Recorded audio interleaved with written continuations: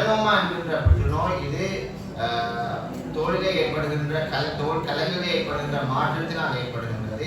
அது உடலிலே மிகவும் சிறிதாக ஒரு கருப்பு நிற அடையாளமாக ஆரம்பித்து மிகவும் பெரிய ஒரு அளவிலே அது பரவக்கூடிய சந்தர்ப்பங்கள் காணப்படுகின்றன. எனவே உங்கள் உடலிலே உங்கள் தோலிலே சில கருப்பு நிறமான மாற்றங்கள் ஏற்படுகின்ற பொழுது அது சிறியதாக இருக்கலாம் அல்லது பெரியதாக இருக்கலாம். எவ்வாறான மாற்றமாக இருந்தால் வைத்தியரிடம் சென்று அதற்குரிய ஆலோசனைகளை பெற்றுக்கொள்வது மிக முக்கியமாக காணப்படுகின்றது. ஆரம்பத்திலே இந்த தோல் புற்றுநோயை கண்டுபிடிப்பதனால் 100 வீதமான சிகிச்சை முறை மூலமாக 100 வீதமாக நாங்கள் 100 வீதம் அதிலிருந்து எங்களை பாதுகாத்துக் கொள்ள முடியும். மேலும் நாங்கள் இன்று கதைத்த இன்னொரு விடயம்தான் புற்றுநோயின் பின்னரான ஏற்படுகின்ற ரீஹபிலிட்டேஷன், அதாவது புனர்வாழ்வு சம்பந்தமாக உரையாடப்பட்டது. உங்களுக்கு தெரியும், புற்றுநோயினால் ஒரு மனிதன் பல வகையான மாற்றங்களை அவனில் ஏற்படுகின்றது.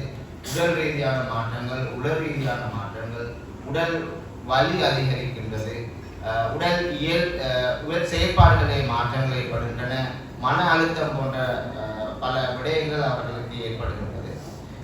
இதுக்கு சிகிச்சை வெறுமனே சத்திர சிகிச்சை, கீமோதெரப்பி, ரேடியோதெரப்பி என்கின்ற சிகிச்சை மாத்திரம் அல்லாது அதற்கு மேலதிகமாக அவர்களுக்குரிய புனர்வாழ்வு தொடர்பான சிகிச்சை இன்று இலங்கையிலே காணப்படுகின்ற அரசாங்க வைத்தியசாலைகளில் இலவசமாக வழங்கப்படுகிறது. உங்களுக்கு தெரியும், ஒரு மனிதன் புற்றுநோய்க்கு உட்படுகின்ற பொழுது சிகிச்சை பின்னரான அவருக்கு ஏற்படுகின்ற உடல் வலி, உடல் செயல்பாட்டில் ஏற்படுகின்ற மாற்றங்கள் தொடர்பாக இந்த புனர்வாழ்வு வழங்குவதன் மூலமாக அவருக்கு நாங்கள் முழுமையான ஒரு சிகிச்சையை வழங்க முடியும். உதாரணமாக உங்களுக்கு தெரியும், மார்பக புற்றுநோயின் பின்னராக ஏற்படுகின்ற சத்திர சிகிச்சை பின்னர் சில நோயாளிகளுக்கு அவருடைய கைகளை உயர்த்துவதிலே பல சிரமங்கள் ஏற்படுகின்றன. அதே போன்று சிறுவர்களுக்கு காலிலே ஏற்படுகின்ற புற்றுநோய் மூலமாக கால் பகுதியை வெட்டி அகற்றிய பின்னர் அவர்களுடைய இயல்பான வாழ்க்கைக்கு பல இடைஞ்சல்கள் ஏற்படுகின்றன. எனவே இவ்வாறான இடைஞ்சல்களில் இருந்து இந்த புற்றுநோயாளர்களை நாங்கள் பாதுகாப்பதற்காக வேண்டி இலங்கையிலே இருக்கின்ற அனைத்து வைத்தியசாலைகள், குறிப்பாக மாவட்டத்தில் உள்ள பெரிய வைத்தியசாலைகள், டீச்சிங் ஹாஸ்பிட்டல், ஜெனரல் ஹாஸ்பிட்டல் போன்ற இடங்களிலே இந்த புனர்வாழ்வு நிலையங்கள் காணப்படுகின்றன. இந்த புனர்வாழ்வு நிலையங்களிலே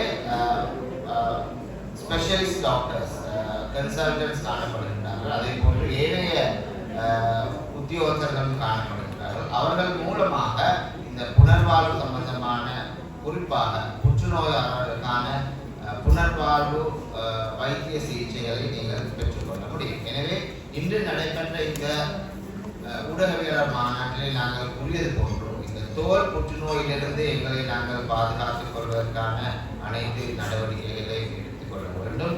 அதே போன்று இலங்கையில் உள்ள வைத்தியசாலைகளிலே காணப்படுகின்ற புற்றுநோயாளிகளுக்கான சிகிச்சையின் பின்னரான புனர்வாழ்வு சிகிச்சைகளையும் நாங்கள் பெற்றுக்கொள்வதற்கு முயல வேண்டும் என கூறி விடைபெறுகின்றோம். நன்றி.